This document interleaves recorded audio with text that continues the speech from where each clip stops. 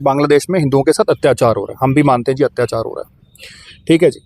लेकिन अगर बांग्लादेश में अत्याचार हो रहा है तो उसका बदला क्या आप हिंदुस्तान के मुस्लिमों से और क्रिश्चियन से निकालोगे, जो कि आपके लिए सरहदों पे खड़े हैं? वो हमारे भाई हैं, एक खून है हमारा।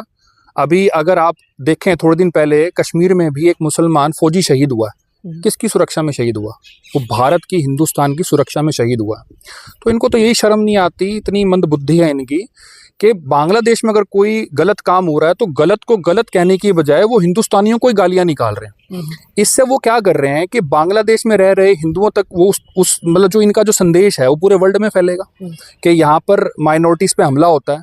तो जो वहाँ पर अराजकतावादी जो मानसिकता के लोग हैं, जो बाकी देशों में भी हैं, फिर वो माइनॉरिटीज पे हमला करेंगे। तो आप उनको खुराक दे रहे हो। और असल में मुझे ऐसा लगता है कि ये उन जैसे ही है, ये डिफरेंट नहीं है।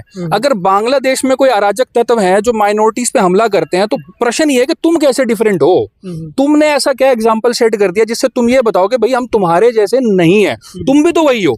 अभी न्यूजीलैंड के अंदर सिखों के प्रदर्शन, जब सिखों का जो वो निकल रहा था, जो निकल रहा था, शोभा यात्रा निकल रही थी, उसमें वहां के लोगों ने आके, जो लोकल लोग हैं, उन्होंने काफी आपत्तियां वहां पर क्रिएट की हैं। वहां पे उस पूरे प्रोसेशन को उन्होंने रोक दिया।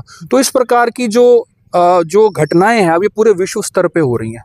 तो इस पूरे सिनेरियो में भारतीयों का एक करैक्टर क्या होना चाहिए?